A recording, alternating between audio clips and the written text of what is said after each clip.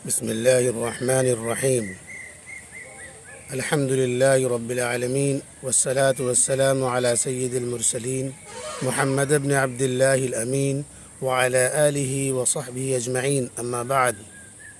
محترم حضرات، میں آج آپ تمام حضرات سے انسانی معاشرے میں، خاص طور سے مسلم سماج میں، ایمان والے بھائی میں جو مہلک مرض ہے، جو خطرناک مرض ہے، جس مرض اور جس بیماری کی وجہ سے ایمان تباہ ہو جاتا ہے، مسلم معاشرہ تباہ ہو جاتا ہے، آپسی اختلافات بڑھ جاتے ہیں، آپسی نااتفاقیاں بڑھ جاتی ہیں اور ایک دوسرے سے دوریاں اختیار کرنے لگ جاتے ہیں، اس مہلک مرض کی طرف آپ تمام کو اشارہ کرنا چاہتا ہوں.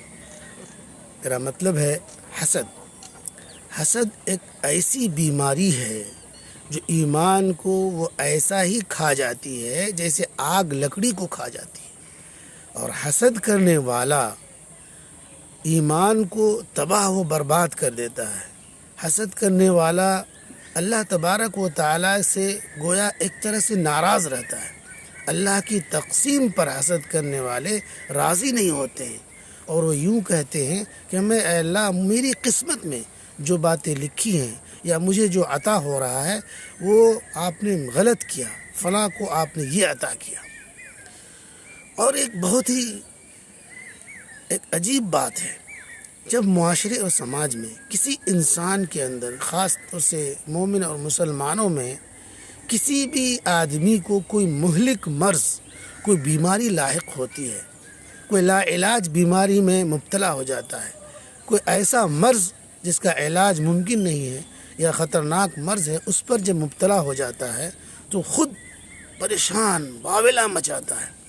اس کے رشتہ دار، اس کے دوست، اس کے ملنے والے سارے کے سارے لوگ پریشان اور ہر وقت اس کوشش میں رہتے ہیں کہ کوئی ایسا راستہ مل جائے، کوئی ایسا سراغ مل جائے جس کے ذریعے سے اس کا علاج ہو جائے. اس کے لیے ہر وقت پریشانی میں مبتلا رہتے ہیں اور ایک طرح سے ہنگامہ ہوتا ہے کہ اب کیا ہوگا. محترم حضرات، یہ بیماری، اگر اس بیماری سے آدمی مر بھی گیا، جو مہلک مرض لاحق ہوا، اس سے اگر بیماری سے مر گیا تو وہ موت ہو جائے گی اور اس دنیا سے رخصت ہو جائے گا. لیکن افسوس حسد جیسی بیماری میں جو مبتلا ہو جاتا ہے، اس کے علاج کے لیے، اس کو ختم کرنے کے لیے اور اس سے بچنے کے لیے کوئی پریشانی نہیں، بلکہ پتہ بھی نہیں چلتا ہے کہ میں ایک خطرناک مرض میں مبتلا ہو چکا ہوں. اور یہ ایسی بیماری ہے جو دنیا تو دنیا، آخرت بھی تباہ ہو جاتی، دونوں جہان تباہ ہو جاتے ہیں.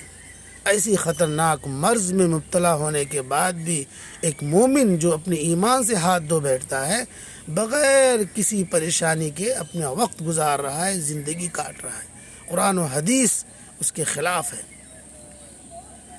میں آپ کو صحابہ کرام کی زندگی میں لے جانا چاہتا ہوں. حضور پاک صلی اللہ علیہ وسلم کا زمانہ ہے اور صحابہ کرام موجود ہیں، اور حضور پاک صلی اللہ علیہ وسلم نے ایک ایسے شخص کا واقعہ بیان فرمایا جس کے بارے میں کہا کہ جو شخص اپنے سینے کو حسد سے پاک رکھتا ہے وہ جنتی ہے، اور اس کے لیے جنت کی گارنٹی ہے. حضور پاک صلی اللہ علیہ وسلم کا زمانہ تھا. آپ صلی اللہ علیہ وسلم مسجد میں بیٹھ کر صحابہ کرام سے واعظ و نصیحت فرما رہے ہیں. اتنے میں ایک صحابی آتے ہیں اور حضور پاک صلی اللہ علیہ وسلم نے سارے صحابی سے مخاطب کر کے فرمایا، یہ دیکھو یہ جنتی ہے. ایک دن ایسا ہی ہو گیا. پھر دوسرے دن وہی صحابی مسجد میں داخل ہو رہے ہیں، وضو کا پانی کا قطرہ آپ کے چہرے مبارک سے گر رہا ہے. آپ صلی اللہ علیہ وسلم نے پھر فرمایا، دیکھو یہ جنتی آ رہا ہے. تیسرے دن پھر فرمایا، دیکھو یہ جنتی آ رہا ہے. سارے صحابہ کرام نے تو سنا، لیکن ان میں ایک صحابی ہے عبداللہ بن عمرو بن عاص، جس کے بارے میں بتا دوں کہ وہ عمل کے اعتبار سے پہاڑ تھے. زہد، اللہ تبارک و تعالیٰ کی عبادت میں ایسے مستغرق رہتے تھے کہ ان کے بارے میں بیان کیا جاتا ہے کہ روز وہ روزہ رکھتے تھے اور پوری رات عبادت کیا کرتے تھے۔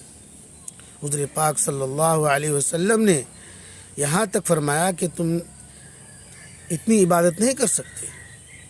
ایک مرتبہ کا واقعہ ہے کہ عبداللہ بن عمرو بن عاص رضی اللہ تعالیٰ عنہ کی ان کے والد محترم نے شادی کرا دی، اور جب رات کو خلوت میں بیوی کے پاس گئے تو بغیر بات چیت کیے نفل عبادت میں مستغرق ہو گئے اور پوری رات نماز میں گزار دی۔ جب صبح ہوئی تو عبداللہ بن عمرو بن عاص کے والد محترم نے اپنی بہو سے پوچھا کہ رات کیسی گزری؟ ان کی بہو نے بتایا کہ آپ کا بیٹا بہت ہی متقی پرہیزگار ہے، نفلی عبادت میں نفل نماز میں رات گزر گئی۔ ان کے والد کو برا لگا، وہ گئے اور حضور پاک صلی اللہ علیہ وسلم سے اپنے بیٹے کی شکایت کی۔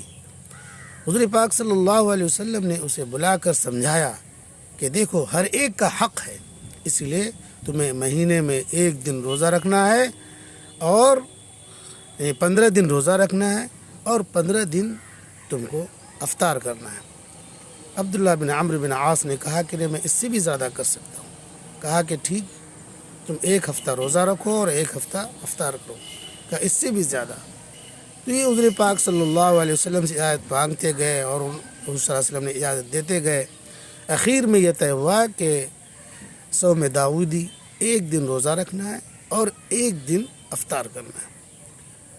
آپ اندازہ لگا سکتے ہیں کہ ان کی عبادت کا کیا ماحول تھا، اتنی عبادت، زہد و تقوی والے۔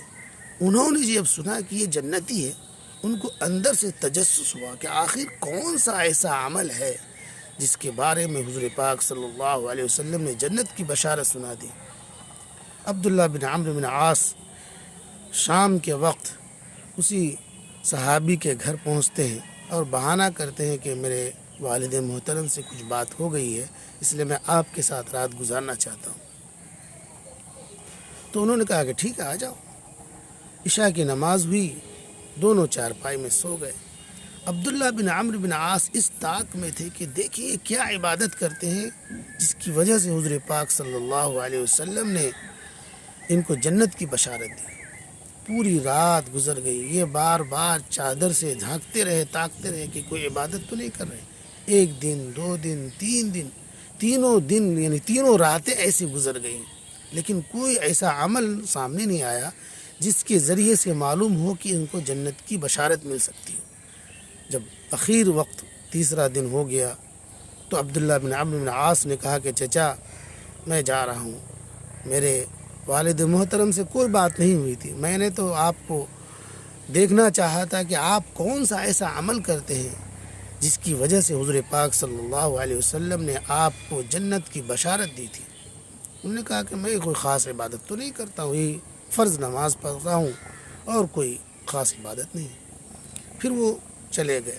جب چلنے لگے تو انہوں نے کہا کہ سنو، ہاں میں ایک عمل کرتا ہوں، سونے سے پہلے اپنے سینے کو حسد سے پاک کر کے سوتا ہوں، کسی کے بارے میں برے خیالات کو نکال کر کے سوتا ہوں۔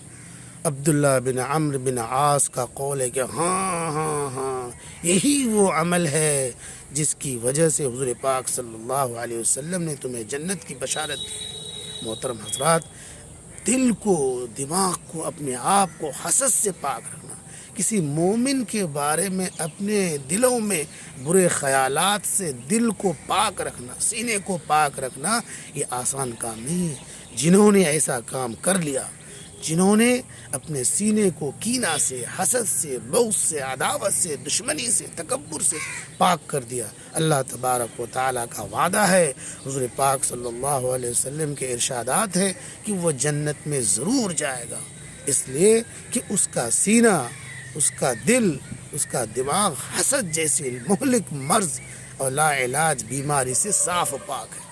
تو اللہ تبارک و تعالیٰ سے ہمیں دعا کرنی ہے اور اپنے آپ کو حسد جیسی لا علاج بیماری سے ہمیں پاک و صاف رکھنا ہے اور اللہ تعالیٰ سے لو لگاتے رہنا ہے۔